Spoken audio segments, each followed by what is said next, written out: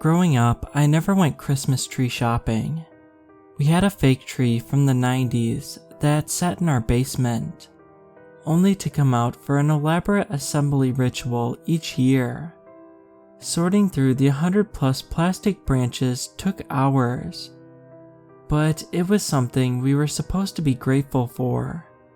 Just be glad you're not out in the freezing weather, or trying to haul a 50-pound tree up on top of the roof of the car, my mom would say. When I moved into a place of my own though, I decided to put an end to this nonsense. We are going to get a real tree this year, I told my boyfriend Robert. We only had a 600 square foot apartment, but I was determined. We'd get a tiny, skinny little thing to rival Charlie Brown's if we had to. So one December evening, we went over to the local farm to choose our tree. I'd never been Christmas tree shopping before, but as soon as we arrived, I knew I'd love it. Pre-cut trees were lined up in rows, each held upright by its own stand, spaced so close to the grass that they formed a dense forest. Edison light bulbs hung overhead, casting a warm golden glow.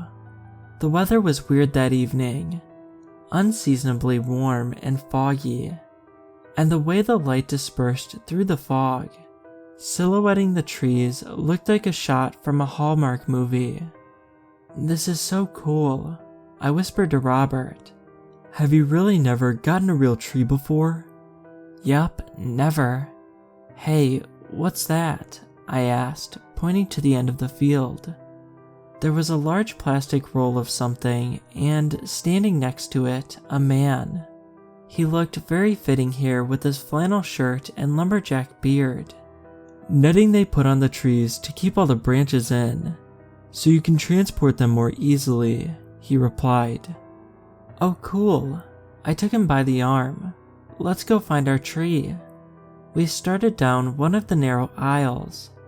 The air smelled like pine, like that one candle Mom always burned around Christmas time. Robert tried to match my enthusiasm, but eventually seemed bored, lagging behind me as I ran through the place like an excited little girl. I finally stopped in front of a particularly beautiful tree. Its branches were thick and lush, and the fragrance of pine was strong, filling my nose. Slowly, I reached out to touch it. The needles were surprisingly soft and pliable under my fingers, nothing like the shiny plastic ones I'd seen all my life. "Robert, come here, I think I found..." I stopped. Robert wasn't behind me. "Robert?" I glanced around, but all I saw were the pine trees, rows and rows of them, like a thick forest all around me. The light bulbs buzzed above my head, their soft golden glow dispersing in the thick fog. "Robert, where are you?" I hurried down the aisle, needle scraping at my jacket. He couldn't have gone far. Probably started looking at memes on his phone and didn't even notice I was miles ahead of him. "Robert?" I called again. No answer. I pulled out my phone and shot off a text. "Where are you?" When no reply came, I sighed angrily and continued towards the rolly netty things. Maybe he was waiting for me there, but my sense of direction must have been messed up, because when I rounded the corner there were just more trees. I pulled out my phone to call him, and that's when I heard the footsteps. Oh, thank goodness.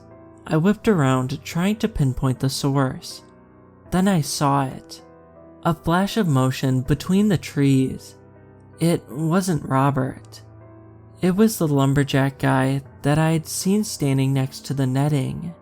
He was in the next aisle over, slowly, methodically walking through the grass, as if looking for something. Maybe I can ask him if he saw Robert. I hurried down the aisle until I was several feet behind him. Running parallel, I sucked in a breath and stopped dead. something was swinging from his hand. Something heavy, glinting gold in the light strung above our heads. An axe. I stood frozen, watching him, until he turned the corner and disappeared among the trees. Of course he would have an axe. That's how they cut down the trees, right? Never mind that these trees have already been cut down. Maybe he needed to, I don't know, trim them or something. Maybe. A scream echoed out on the other end of the field. My heart plummeted. Instinctually, I lurched forward to run towards the scream, to see if it was Robert. Except I couldn't. I looked down to see that the belt loop on my jeans was snagged on one of the needly branches. Oh, come on. I quickly reached down and unhooked it from my pants. Then I took off running down the aisle. But the aisle seemed so much narrower than before. I couldn't run that fast, with the branches reaching in from both sides. Clawing at my legs, a corner lay up ahead, and as I came up to it, I prayed I'd see the parking lot at the other end, with Robert waiting for me. I didn't. Ahead of me, there were more trees, like I was stuck in some sort of Christmas tree maze, like they were rearranging themselves to block off all the exits, and the aisle was impossibly narrow now. I had to stop running so that I wouldn't trip over the branches extending into the path. The progress was slow, but I kept going, leaping over branches, needles scratching at my face, snagging on my jacket. And then, I heard a sound. It was coming off to my right, a sort of rolling sound, like something round being turned over and over. I ran over to the impossibly thick tangle of tree branches and peered out. More trees, but beyond them, I could see the checkout station, with the roll of netting for packing the trees. The lumberjack man was there packing something. It wasn't a tree. My stomach lurched as I saw what looked like a body being wrapped in white netting. The body of a man wearing a black jacket and a striped hat. I pushed myself through the hedge. The branches stabbed at me, scraping so hard against my arms that they drew blood. And then, finally, I popped out on the other side. If the checkout station was there, I knew the parking lot was to the left. So I kept going, pushing myself through the tangled web of branches, until I was bloody and bruised on the other side. I locked myself in the car and then I dialed 911. By the time the police arrived, the man was gone and Robert. Both had disappeared, and the patch of Christmas trees looked as magical as it did when we arrived. The police have been searching for Robert for the past 5 days. Nothing has come up. No evidence, no clues, no body. I know in my heart that he isn't with us anymore. His family is still holding on to hope. But I know what happened that day. But sometimes, I wonder if there's a reason we haven't found his body yet.